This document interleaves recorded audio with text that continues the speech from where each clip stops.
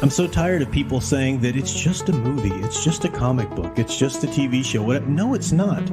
Stories are the building blocks of our culture, of ourselves, even of our own psychology.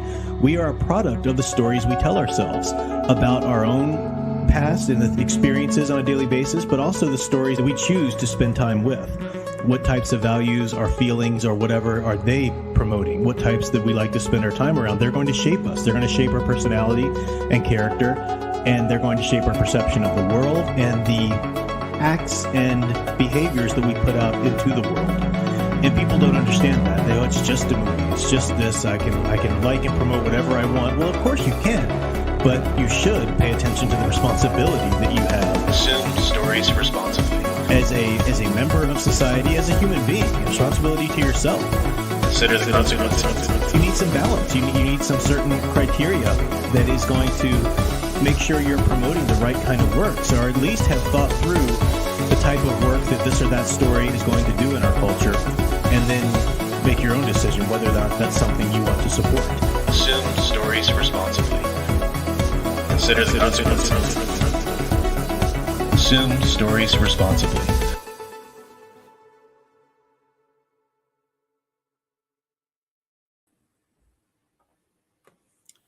Hello everyone, I'm Professor Geek. Welcome back to the channel, and welcome to another Saturday night stream. These are going to be regular for a while, or as regular as I can make them, because we got an expensive wedding to pay for. Sound Engraver and I. It's things are getting expensive because we're paying for it pretty much mostly ourselves. We got a little help, but mostly ourselves. So I thought, go on, at least the streams will be something weekly, and it can get revenue with the replays and whatnot. But I'll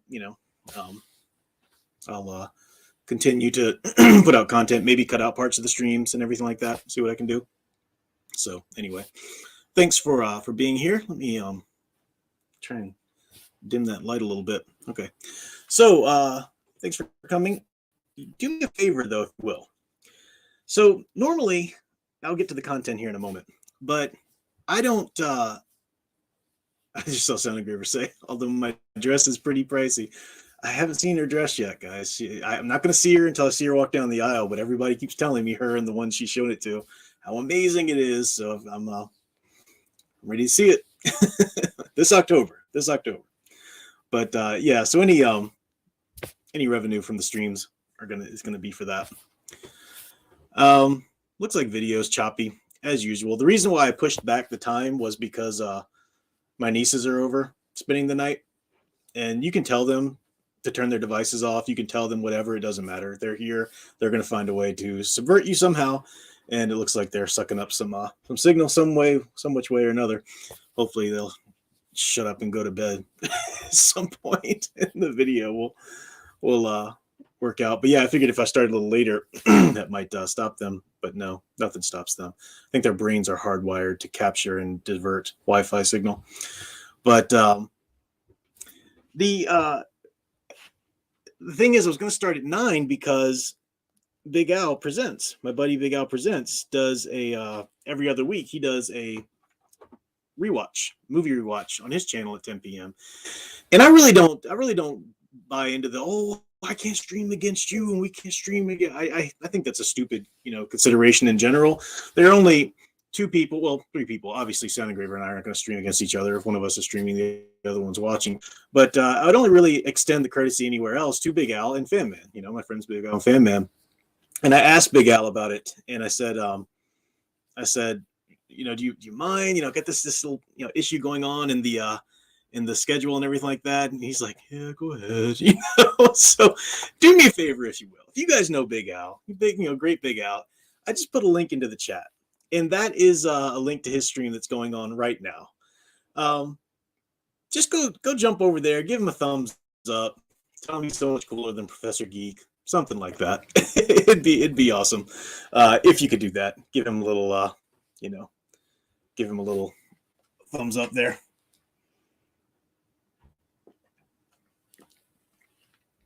And we will talk about our content here in a moment. Looks like the video is just really crappy.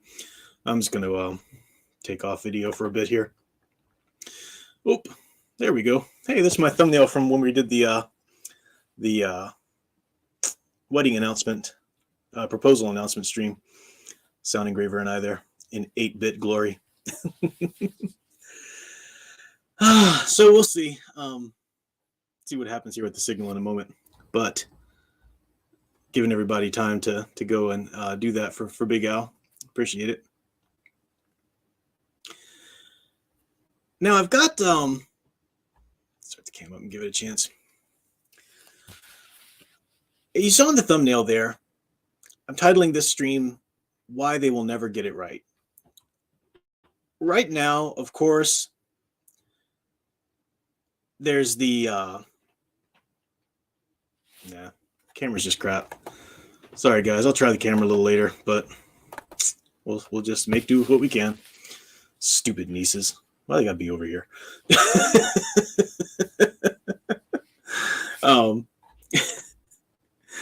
Everybody right now is flipping out about the new Teenage Mutant Ninja Turtles. I think it's a direct-to-DVD movie or something like that. And once again, for the second time ever, they've got April O'Neil, short, fat, black girl. And people are flipping out about it, rightly so, because it's not because we've got anything wrong with body types or races or anything, but they're clearly trying to change characters from who they're supposed to be, just to fit, the ideology, the progressive ideology that just ruins everything these days. And YouTubers are taking them to task for it and whatnot, and people are going about and watching all their favorite YouTubers and seeing what they have to say about it, what they have to say about it, what they have to say about it, and so forth and so on. And the problem is, I hear some people talking about it as though maybe they'll get it right. If we keep calling out the garbage, maybe they'll get it right. Maybe they'll, they could have, if they'd only done this, and if they had done this, then they, why didn't they get it right? They can't get it right. They'll never get it right. And they'll never get it right for two reasons.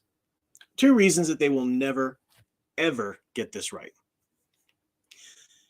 The second reason I'll cover first, because it's kind of a mantra of my channel, but the one of the reasons they'll never get it right is because you'll never make them get it right. And I say you in the proverbial you sense, not necessarily everybody here, but you'll never make them get it right. I'll say more about that in a second. You'll never turn your back on them. And that means obviously not watching it, but you'll never stop making them cultural relevant. You'll never stop going to the YouTubes and the social medias and all of that stuff and flipping out about whatever the latest is. You're making them culturally relevant. They love it. They're going to keep doing it. You're just a fun dog to they're wicked people. They like to poke you with a stick and see how much you grovel. She-Hulk taught us that. She-Hulk taught us that. And what did people do? Oh, they raved about She-Hulk. They did the exact thing that She-Hulk was saying. We're laughing at you for doing this. And people did that thing for She-Hulk. People are just trained monkeys at this point when it comes to fighting the progressive ideologue, So that's one problem. And I'll say more about that in a second, because I think there's a lesson to be learned from that. But the other reason, and the main thing I want to focus on tonight, is that the reason they'll never get it right is because they don't understand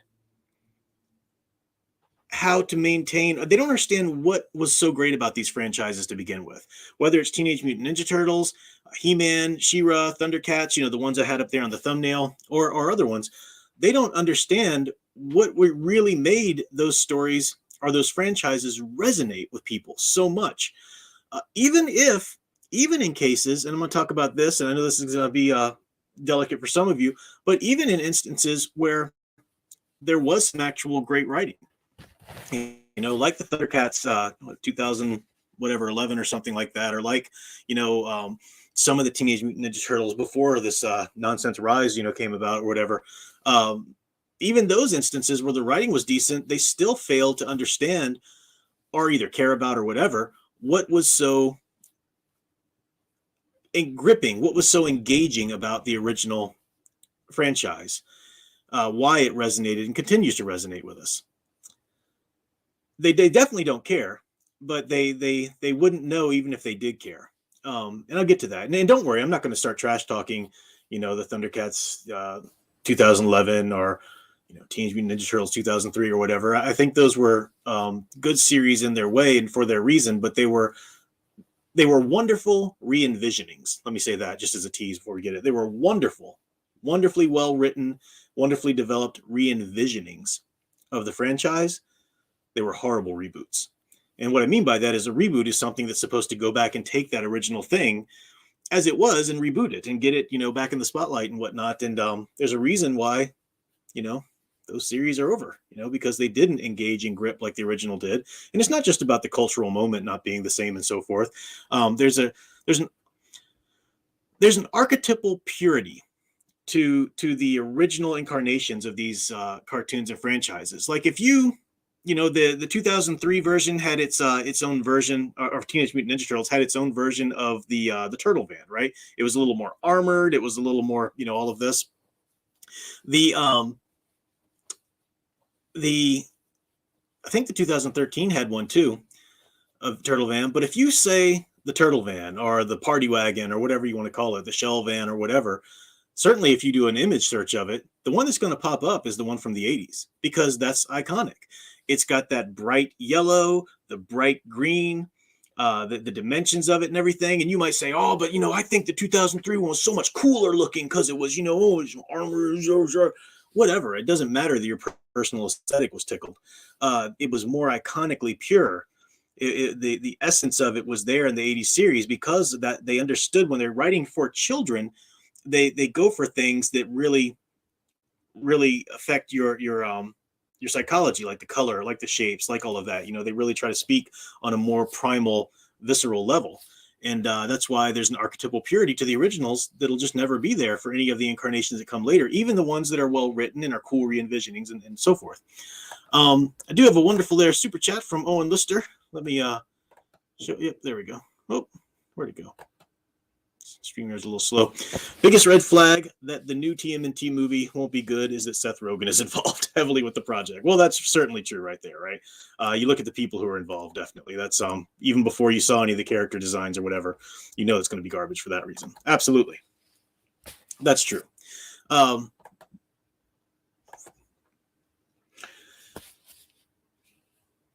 Where do I want to go next with this? Let's keep going with the archetypes and how the archetypally pure thing. I put in the thumbnail there, and everybody's talking about April O'Neil, obviously. That's the big thing, for right now.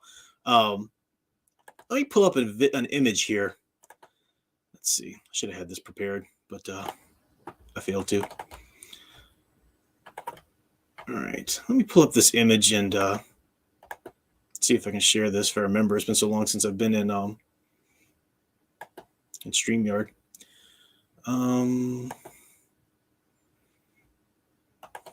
There we go. Okay. So I've got an image here of, let's make that a little smaller. The original April O'Neil, then the 2003 April O'Neil, and then the 2013 April O'Neil. Okay, we all know who, what the garbage Rise April O'Neil looks like, and then what the new one looks like. We all know that garbage. But here we have this this image of it. Let me make it bigger again. I think that was probably better. And you can see that the original April O'Neil there, all in yellow, very much an hourglass figure. And that was perfect for the archetype that she portrayed. Perfect for the archetype that she portrayed. She was the damsel in distress. And that damsel in distress archetype, people have made that like a dirty word. The progressive ideologues make it into a dirty word, right? They say, oh, she's supposed to be a damsel in distress. She's got to have more depth. She's got to have more blah, blah, blah. These are people who don't understand archetypes. There's nothing depthless about it. The quintessential damsel in distress of like 20th century fiction is Lois Lane. Lois Lane is not helpless at all. It's her crazy courage. It's her crazy strength that gets her in situations in which Superman has to go rescue her. So it's not about being a two-dimensional, helpless, powerless person at all. That's not the definition of damsels in distress. A damsel in distress, here's what the real definition of a damsel in distress is when it comes to an archetype, when it comes to this archetypal way that I'm trying to speak of it in the way of stories. You've got these male heroes. If you're on a male hero's journey, now if it's a female hero's journey, it's slightly different, but it's very similar. all hero stories, whether your main character is male or female, and this is why progressive ideologues can't understand this, because they've rejected the very premise that there's any difference between a man and a woman. No, it's all culturally constructed. They've got their own little, the sky is green and the ocean is yellow worldview that they're trying to push and walk around in. But either the male or female hero's journey is all about trying to reconcile or achieve some sort of unity between the masculine and feminine, between the male and female. And I say masculine and feminine, or male and female, because sometimes it's the metaphorical masculine and feminine, for example. But it comes up in different ways. For example, the Superman the movie. I talked about this when we did our rewatch. The 1978 Superman the movie. You've got Clark Kent. Yes, there's an actual love interest, Lois Lane and whatnot. But really, any good superhero movie, and the reason that the Superman the movie 78 did this so well, is because you had Superman, Clark Kent, growing up in the warmth of Smallville, Kansas. And you could see that in the cinematography. It was very much just the warmth of Smallville, Kansas, the soft tones, the nurturing. There's a reason why there's farmland all around. It's a growing, nurturing type of place to be. It's a metaphorically mothering, feminine mothering place to be, Smallville, Kansas. And both Jonathan and Martha Kent bring him up in that metaphorical mother, the Smallville, Kansas there. What is the metaphorical father? Well, the metaphorical father is very much it's two things. It's Metropolis, but it's also Krypton, right? He comes to know Jor-El through the persona that was in the crystals and whatnot. And Jor-El's a great person. Jor-El's not a bad guy at all. But there's an Oedipal story arc in any good story that really gets into the male or female psychology. And, Freud's famously said, men want to kill their father and marry their mother. Well, it's not that literal, especially in stories. It's not that literal. What you want to do, any growing boy has to learn how to replace, in some sense, his father. And what I mean by that is the father's job is to protect the child, teach the child, train the child. At some point, the child has to grow to the point where they no longer need a protector or a trainer, at least not in the same way. That's just basic growing up. So that's what it means to replace the father, or even if you want to say, quote unquote, kill the father, although it doesn't have to be any sort of animosity between father and child there. But then in terms of, quote unquote, marrying the mother, no, you want to go out and find your own bride or your own mate in some way there. Your own sense, or if you just want to take it in a metaphorical stance, your own nurturing source, your own source of nurture, that you're not going to be running to your mother when you're hurt anymore. You're not going to be running to your mother to nurture and care for you anymore as an adult, at least not in the same way you did as a child. So you need to find that own source for yourself. So that is the kill the father, marry the mother idea of life in general. And we see this played out in stories. So like the Superman 78 example I gave you, he goes out, leaves Smallville, Kansas, goes out into the cold, very calculating. There's crystalline structures. It's all very geometric and mathematical of the Fortress of Solitude, which is supposed to evoke original Krypton and so forth. Jor-El teaches him, and there's good things coming from that metaphorical father. There's things he needs to know, and he learns from Jor-El and stays there. But what does Jor-El not want him to do in that movie?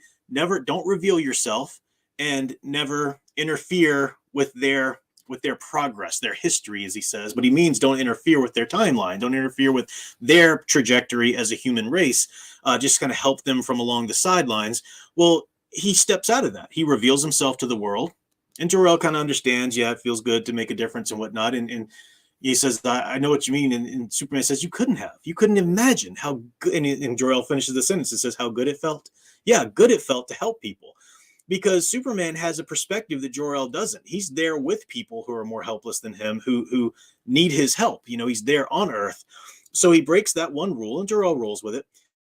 Then at the end, though, there's the real deal. As he flies up into space, Lois Lane has been killed in the earthquake there, and there's that metaphorical decision that he has to make, and he flies up in the air, and you hear him remembering Jor-El. You hear Jor-El's voice saying, it is forbidden for you to interfere with human history. And then you hear Jonathan Kent's voice, who is the it's his Earth father, but it represents the metaphorical mother at that point, saying, "You've been put here for a reason," And he has to choose at that moment. He has to choose: is he going to be the same kind of father that Jor-El would have been in that manner? Not that Jor-El's a bad guy, but he has to choose between that and the metaphorical mother that he's come to know growing up, nurtured in Smallville, Kansas. And he chooses the metaphorical mother. He goes ahead and messes with time to save Lois Lane. And there are all kind of other implications with that and really cool symbolisms with that. But it's a story about that. And it drives me crazy when I hear people say, well, it's just so cheesy that he flies around the world and turns back down. You just don't get it. You don't get it at all. You don't get what the symbolism is there. It's really great hero stuff. So I use that example, and I know I'm kind of taking some different byways to get there, but I use that example to show how every good story that is really going to resonate with people is about either the male hero or female hero trying to reconcile the masculine and feminine in some which way. Now, what does that have to do with the Turtles here? Well, if you watch that original 80s cartoon, and I am going to talk about the 80s cartoon as the privileged one here, because I know that their comic book came first. I get that. And I know that the comic book was really good. I haven't read the comic book yet. Fan Man tells me it's wonderful. I know that the 2003 series really kind of went back and got a lot of stuff from the comic. And I actually really love the 2003 series. I really do. We'll talk about that in a second. But it was darker. And if that comic book had been all that it was, Teenage Mutant Ninja Turtles would never have become the great cultural movement that it was. It never would have been recognizable. It never would have had the resonance. The cartoon made it resonate because the cartoon took that comic and geared it towards children, which made it have that more visceral appeal. They put Lois Lane in this yellow suit. Yellow signifies safety. That's why we see safety signs and caution tape in yellow. It's not just because it's eye-catching. Yellow signifies safety in our psychologies. We see yellow as the sun, yellow, bright, yellow. I mean, it can mean other things too in different contexts or shades and whatnot, but yellow is a very nurturing color. So you put this damsel in distress female source all in yellow. She's not a love interest to any of the Turtles. None of the Turtles want to get with April, at least not in that first series, but they see her as their ally, and she's someone they often have to save and whatnot. And she is that metaphorical.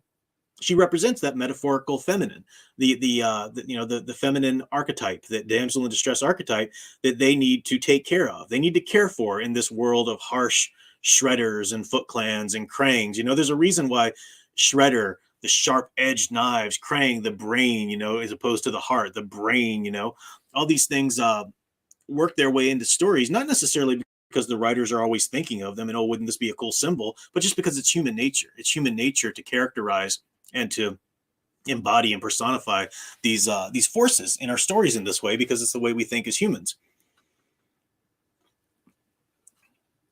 Let me get a couple super chats I missed before that. See, let me go back here. My dear Sound Engraver talking about ladies getting saved. Yeah. Progressive ideologues can't handle that. No, can't handle that. The biggest joke was Captain Marvel, the movie. I laugh when I think of that movie because that showed the progressive ideologue's hand so much. She's got to be the hero. She can't even have a love interest. She can't even have a father figure.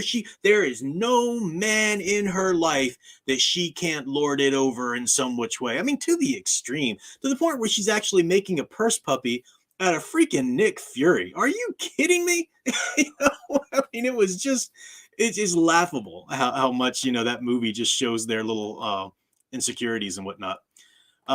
Matthew Flynn, thank you very much for the super chat as well. Said, wouldn't corporate mishandling be a part of these reboots not lasting very long? Yeah, there's some factors in that as well. Certainly. I know that Thundercats, 2011, for example, could have lasted a lot longer than it did if it wasn't for, some of the shenanigans and mishandlings, certainly. Yeah, it's not just this. I'm just saying that, there are reasons why the first initial incarnations of these series and franchises are the ones that stay in the cultural consciousness the most. Okay, so we're looking at the progress of April O'Neil here. Now we get to the 2003 series. I've already said I really do love that series. I haven't watched it all. I just got started with it a short while ago, and I was talking to Fan Man about it. I think it's his favorite too. It's not my favorite. My favorite is going to be that 80s series. I think it's just so great, the 87 into the 90s when it stopped. But the 2003 series took more of the inspiration from the comics, which is fine. But they kept April O'Neil here, the damsel in distress. All right, so she's no longer in yellow. Okay, she doesn't necessarily need to be in yellow. But look at the body. She's still that hourglass figure. Even though she's got the more modernized style for the 2000s anyway, with the baggy pants and whatnot, they were still able to keep that hourglass figure. Now, why am I harping on that hourglass figure, right? Because the progressive ideologues love to straw man against that argument. So you're so sexist that women can be in all shapes and sizes. Why not represent? Because you don't represent the men that way. Why do women deserve special treatment? I don't want to see He-Man with a beer belly. No, I didn't even like it in the science fiction cartoon with He-Man where they kind of tamed down his muscles and whatnot. No, I want to see a freaking gargantuan barbarian, like built and ripped, hero. And I look up to him not because he has those muscles. When I say I tried to be like He-Man, it's not that I want to be a ripped bodybuilder. I want to have his character. And those muscles and that ultra uber masculine physique signified his strength. It signifies it. Now, when you say what's symbolically feminine, I don't care how much you want to argue that, oh, well, different times and different periods and cultures have had different standards of beauty. To some extent, yes. But when you have a character who represents the feminine, what is the feminine? What is the most archetypical, what is the most symbolically feminine thing a woman can do? Well, that's nurture a child, just to grow a freaking human being in her own body and to nurture it. And babies, as I've said before, they're birthed between the hips and they're nursed at the breast.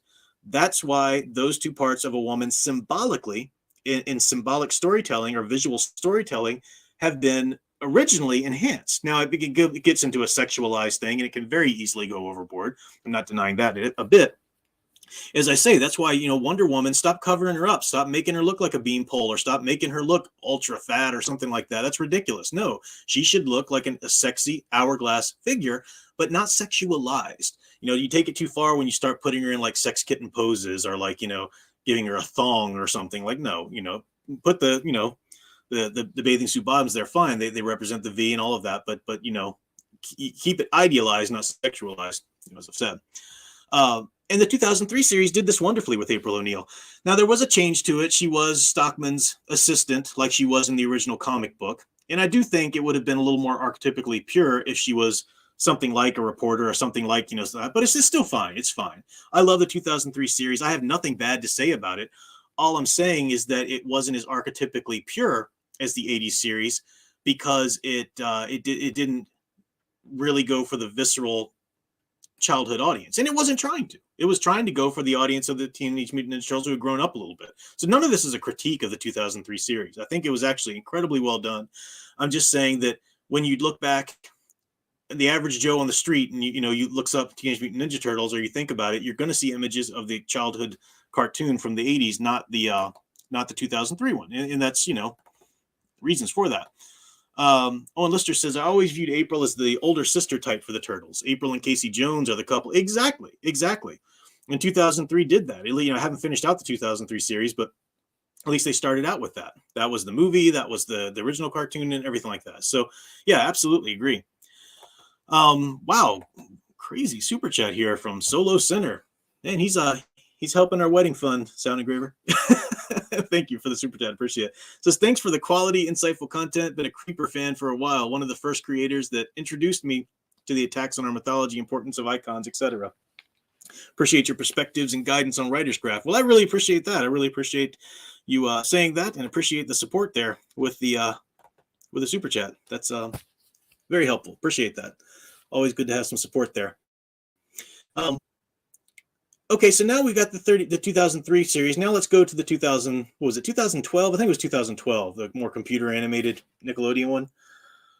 This is still not a bad show, okay? And I know some of you are like, I love that show, and that's fine.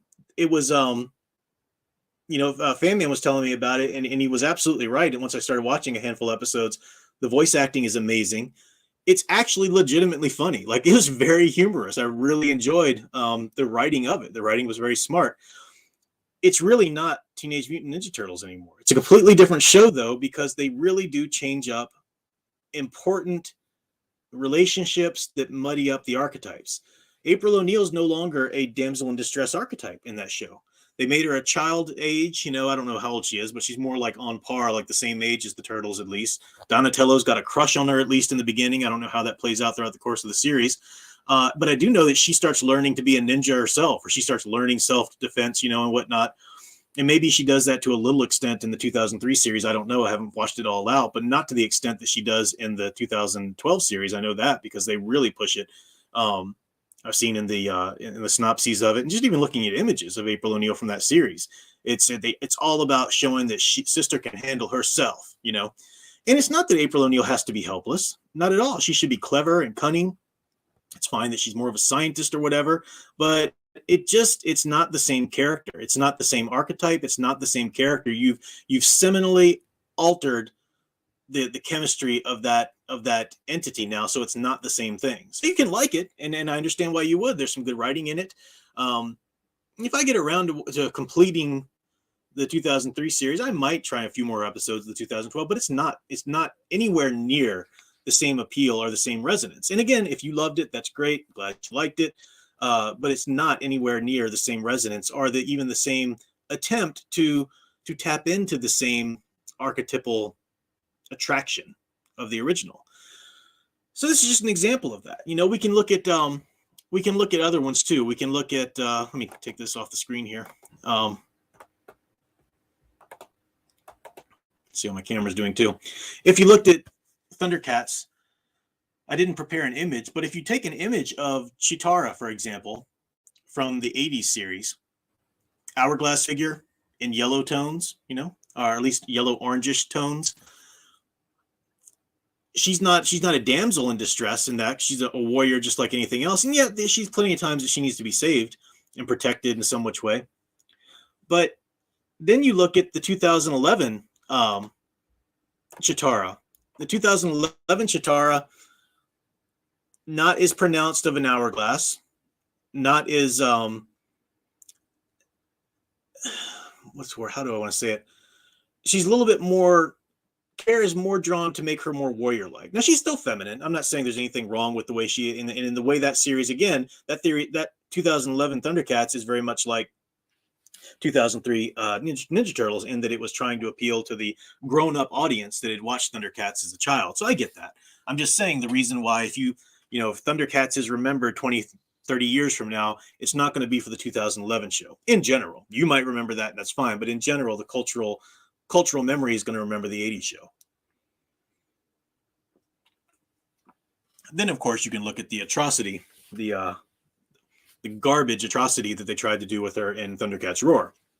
You know, give her the Karen short haircut, you know, whatever, take away any attraction or attractive or appealing or however you want to say it, body style or whatsoever.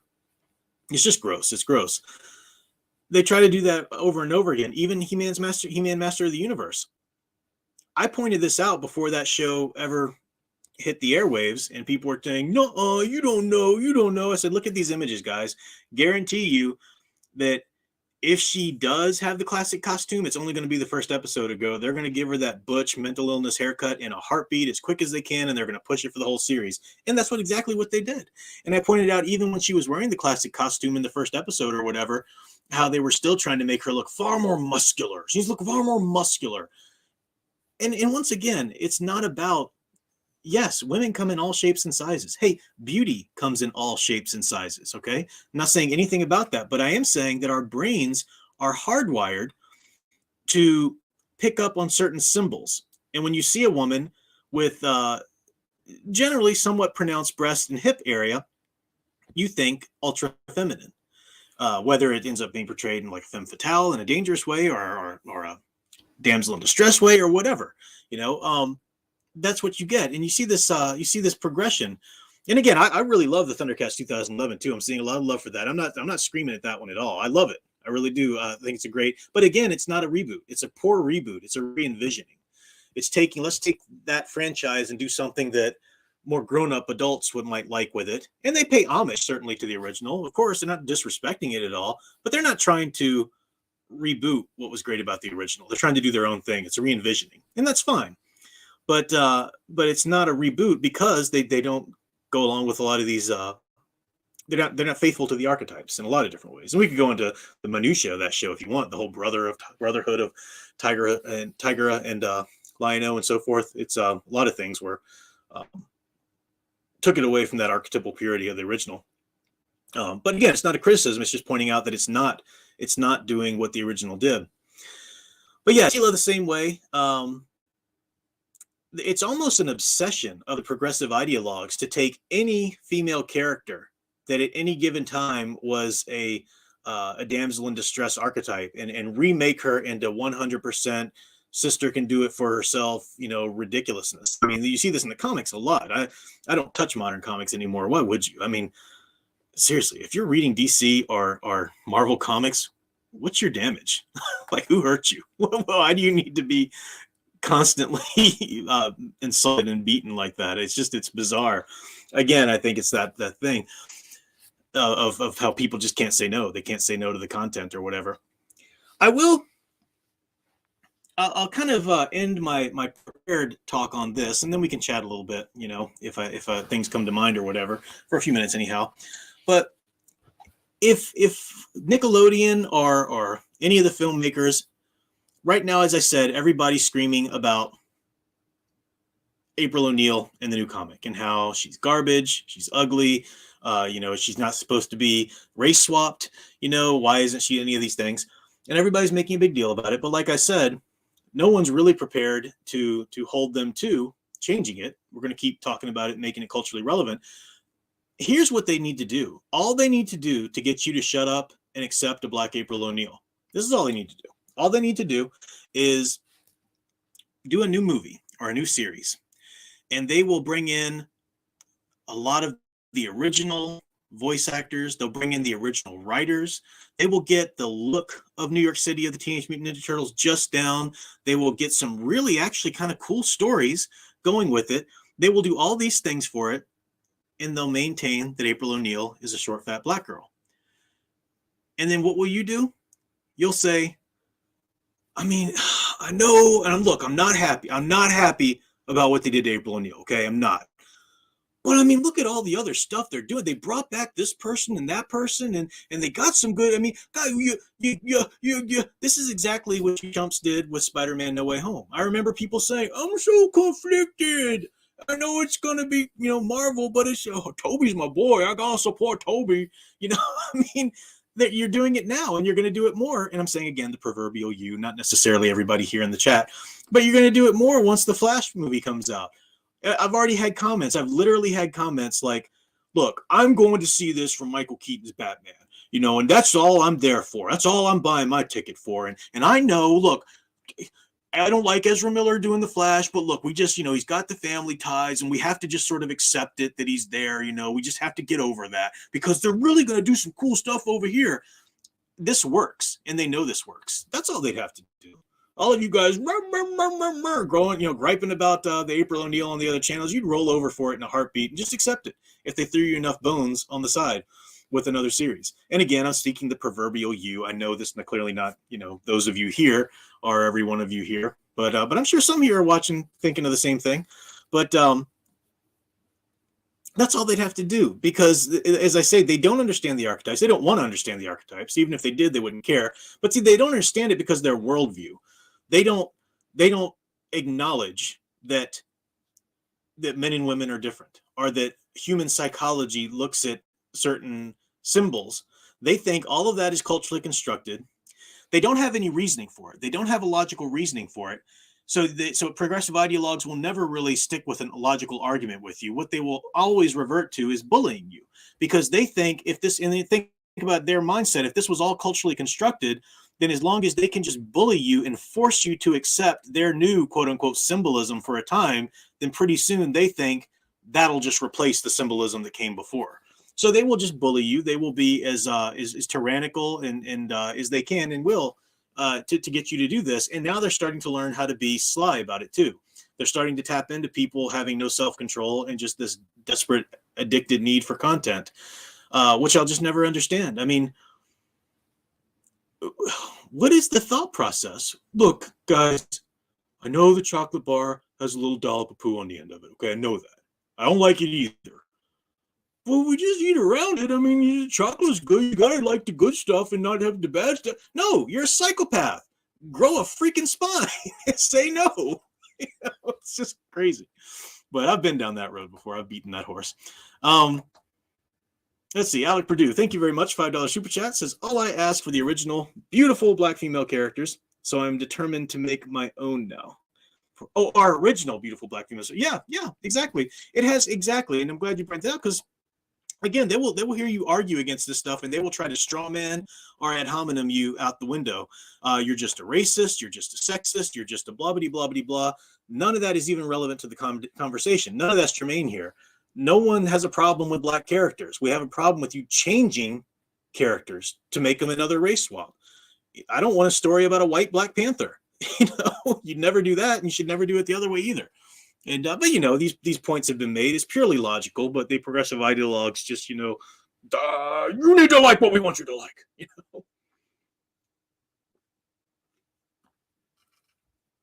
So anyway, that's pretty much the bulk of the prepared talk I had on that. I'm focusing, as I say, these shows were more archetypally pure, and it's not just about the damsel in distress archetype. That's just the current topic, the point that's being really bandied about by a lot of channels right now, and a lot of the news, is the specific mishandling of April O'Neil, and that. So I kind of use that as an example. But you can take everything. You can take color schemes. I talked about yellow, for example, being signifying the safety or nurturing and whatnot. When you do have as I said before, when you have a cartoon geared towards children, you're gonna be more on that visceral, psychological level, and at least you should. Once upon a time they did, right? Today's cartoons are garbage, again, because you've got the progressive ideologues in charge, and they're trying to program kids. If they can get into kids' minds, they think, oh, hot dog, we'll change culture in a generation or two because we'll get them all watching this ugly, ridiculous garbage, whatever, with these values and whatnot. And it won't work. It won't work. So anyway, I saw Alec Purdue had another comment there. I'll send you the details. I got this far for her. Oh, cool. A character. Yeah.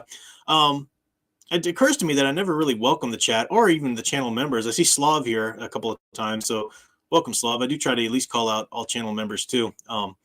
But I know that plenty of people here, I apologize for not getting that to the beginning, but Sentinel, Private Eye, some new people too.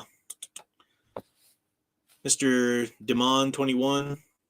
So, yeah, that first Teenage Mutant Ninja Turtle was great. I even liked the 80s sequels just for the fun of them. They weren't masterpieces by any means, obviously. Brian Gilmartin, Nathaniel Zolozball, Comic Gator, the Batman.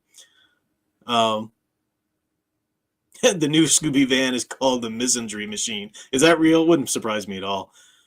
If that Velma series gets a sequel, I don't even know if it's renewed for a second season or whatever. If it does, though, it's just for the outrage culture of it. I was looking for She-Hulk to get that. What they'll probably do with She-Hulk, I bet, and I don't know. I don't follow these things, so maybe Disney Plus has just decided no more Marvel stuff. But if they did continue with their rebooted Daredevil, that they were looking for, getting, what's his name? Blanking on his name right now. Back as Daredevil, Vincent D'Onofrio is. If they got all that back and did their own version of it, you'd flock back to it because the memories. And then all they need to do is put She-Hulk, same actress and everything, in there. Give her like a minor story arc for 2 episodes. And then, people say, well, look, I don't like her in it. Okay, I don't like her in it. But I mean, it wasn't that bad. The episode was actually kind of well written, little by little. I mean, they should hire me just to teach them how to get you to suck it up and just accept this stuff. Not that I ever do that. But I mean, it's very simple. They figured it out to a certain extent. All they got to do is keep on it. And people will suddenly just accept it.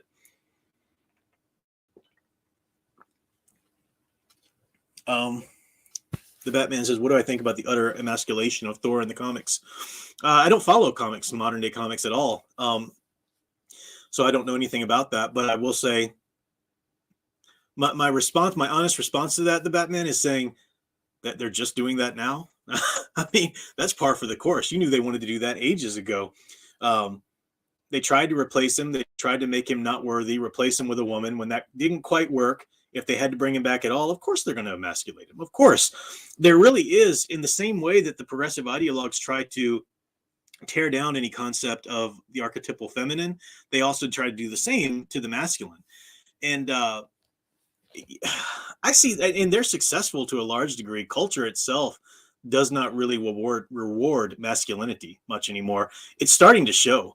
I talk about in Sound Engraver, and I talk about this all the time too. And I don't know if it's, I don't know. You could say it's. I've heard theories before. Oh, it's because of soy and all that kind of stuff, or maybe it's because I've heard a theory that birth control in society, tends to make women less attracted to higher testosterone, in a man or whatever. So this is that. Or all I know is, and it's not just a cultural thing, because all I know is the young guy, your average young guy I see today, and not all of them. If you guys are young guys, I'm sure you're total John Waynes, and that's awesome. But the average young guy isn't very masculine. They just got these soft little hips, this quiet little voice, and they just, not that you need to have a certain type of, physique or a certain type of voice necessarily be masculine, but it's about the whole package. I just do see it lessening and lessening, even in real life, certainly all across the board in fiction, at least the fiction that the progressive ideologues control.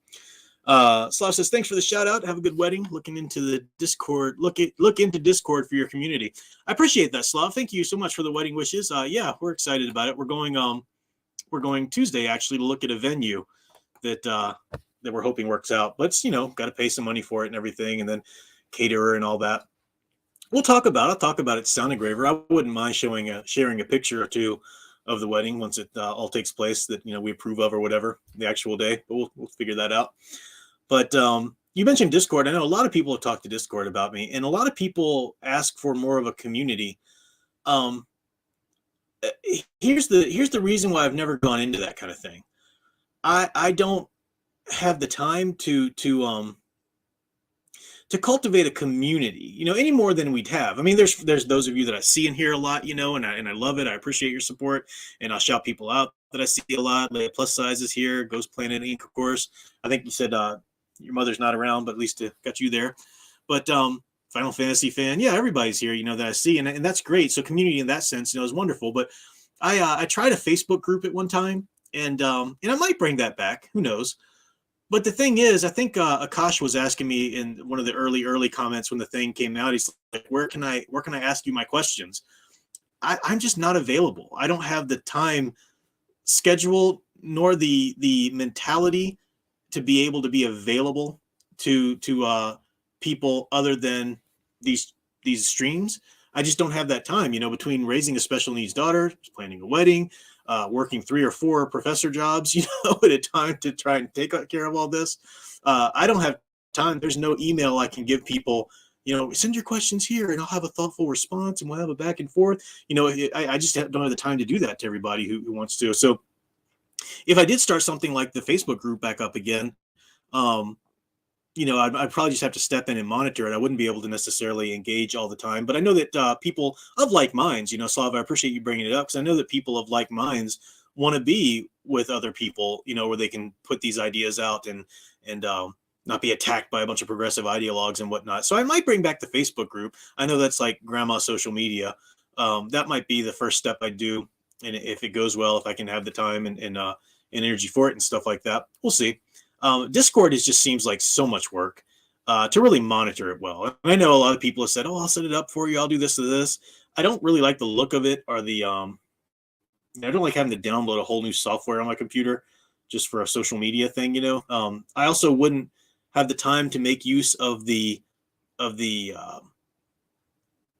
what's the word, of the opportunities that it has for like special live talks and this and that. I can do live streams occasionally. That's really all I've got. But I appreciate you bringing it up though, definitely. Leia Plus Size says something here, but I missed it in the chat. But yeah. So I will come back next Sunday too. She said, I'm noticing that seems men are looking at acting more female, more feminine. Yeah, it was let me look this up. Because I just want to have this straight before I say it. Maybe I shouldn't. I won't say the name. Okay. I'm a big fan of, you guys know I love 80s rock, And I do like I like a certain kind of 90s rock. I hated the whole grunge cultural movement. I was like, why are we navel gazing now? Why are we boo-hooing into the microphone? Why are the album covers dreary and dismal? Like, if I put my music on, I don't want to hear how crappy my life is. I want to escape it, you know? But there were some bands that, even if they got introspective, were just still really great and rocking in the 90s. And one of them that I dearly love is Goo Goo Dolls. Love the Goo Goo Dolls. Not so crazy about the last album or two they put out, just to my taste, but man, I love their stuff. Right from Hold Me Up, which was the album came out before A Boy Named Goo, which is really great. A little bit more punk, but really rocking. And I love their stuff through the 90s and whatnot. And I was watching an interview with Johnny Resnick on YouTube, and he was being interviewed by a guy who was in a newer band, like within the last 10 years or something. And the difference, and there was like you saw them both on the screen, and the difference between the two of them was just night and day in terms of masculinity. And I'm not talking about you got to be Arnold Schwarzenegger to be masculine. No, this is Johnny Resnick. He's a rocker. He's got his long hair. He does the eyeliner or whatever, but he still just had this masculine air about him, where the younger guy from this newer band just didn't. It's not that the younger guy was like necessarily effeminate, but you could just see the difference. It was the biggest difference in the world. Yeah, Mr. D-Man, Iris is a great song. You can't beat Iris, but they've got epic stuff even behind their hits too. A lot of their slower songs become the hits, so a lot of people think they just do these kind of moody slow songs. Nothing could be farther from the case. They rock flipping out. Even on A Boy Named Goo, it opened with Long Way Down, which is epic, so good. Gutter Flowers, probably one of my favorite albums with them, with the Big Machine on it. Man, you can't get better than Big Machine. That song freaking rocks.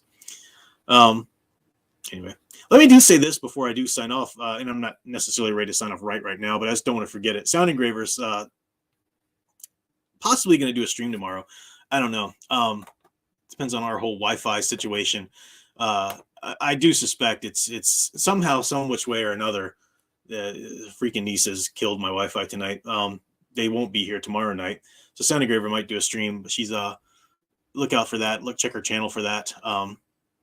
Just thinking do a topical thing, sci-fi, art, music as a fixed video, and then pop culture as streams. So yeah, I'm gonna let my video play for a few minutes here on the way out, because sometimes it just needs a few minutes to kind of sync up. This used to be a problem all the time. It shouldn't be a problem much longer, guys. They are running new internet, running new lines and whatnot in our area, and they haven't completed it yet. And it's a new company that came in and bought out our old crap company. We're in a rural area here, so and it's not that Sound Engraver and I are cohabitating. He just happens to live in an apartment, just about on the other side of it, so we're basically neighbors. But our internet's crap because this rural area. But they've got and the company was just awful. But there's a new company that came in and is in charge now, and they're laying new lines. We're hoping that it'll be better. At least the audio was fine, though. If I want to cut this out and make it any videos, I can just put some images over it. So we'll see.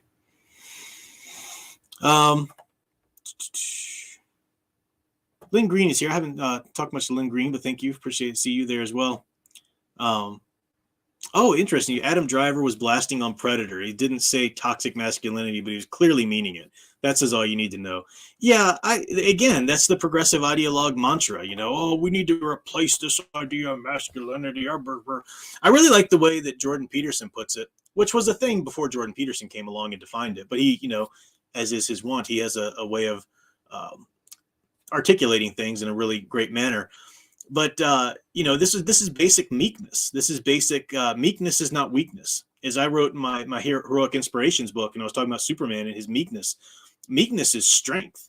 Meekness is incredible strength that you have control over. And as Jordan Peterson talks about it, he says, have teeth and be able to use them. Be able to be dangerous. Be able to mess somebody up, but control it. Don't just go out and do it. You need to be able to do it should the once in a lifetime chance arise that you need to, or you need to protect somebody or whatever. But you maintain self-control. And what do we have today? Instead, we have these little keyboard social justice warriors, these trolls on the internet who are all big and bad behind their big keyboard there. But you meet them in real life, and they're just these little simps. Total opposite of that. See another super chat there. Just don't want to miss. Owen Lister, thank you again, sir. says the 1990 TMNT movie was the perfect blend of the comics and 80s cartoon. It really was. I'll always wish that it had Bebop and Rocksteady, but I liked what it did have, definitely. Also, the fight choreography was awesome. My scene was when the turtles faced Shredder on the rooftop. Yeah, and the voice acting, it was just so good. That was actually an independent movie too. It's like, what were you thinking, Hollywood, letting that one slip by of all of them? But yeah.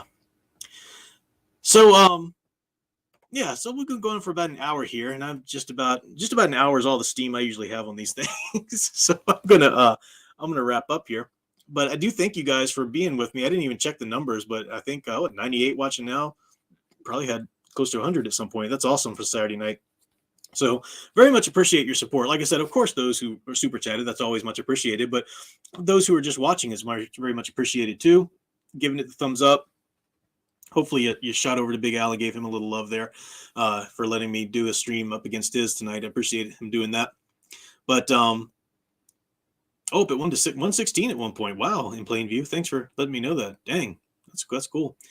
Yeah, these Saturday nights, they're the night to stream, right? So yeah, appreciate it. Hopefully I'll get some good, I'll look through the stream a little later. This is my spring break coming up for one of the universities that I teach at. So I've got a little bit of time. Maybe I'll be able to cut out some videos and tie together something with some cool images and whatnot. Coming up, I still do have the next archetype video, The Wanderer, that I need to get out. So I still got to put that out. Maybe I can put it out this week. I'm going to visit Al Monday. So Monday's kind of out. Al lives about 3 hours away from me, so I'll be going to see him for a bit. Tuesday, Sound Engraver and I are looking at wedding venues and whatnot. Of course, I have my daughter the second half of every week, so we'll see what happens. But yeah, I'll be putting that out. Yeah, I appreciate that, the Batman. I appreciate you guys too. TAC, the Artist Cat, says, or TAC, the Artist Cat, I guess, there are more single mothers in America, and why most males are not manly anymore. Children do need a father and mother figure. That's just basic human. Not that you can't, there have been wonderful heroic stories of single mothers and single fathers who've had to do the job all by themselves, and God bless them. But the basic need, is for at least a mother figure, if not the actual mother in the picture. Mother and father figure, definitely. It's just a basic need of humans. So, all right. Thank you guys for hanging out. Appreciate it. I'll be back next Saturday, but hopefully I'll have some content before then. You guys are awesome. And until next time, keep enjoying and digging deeper into the true blue, archetypically pure hero stories you love.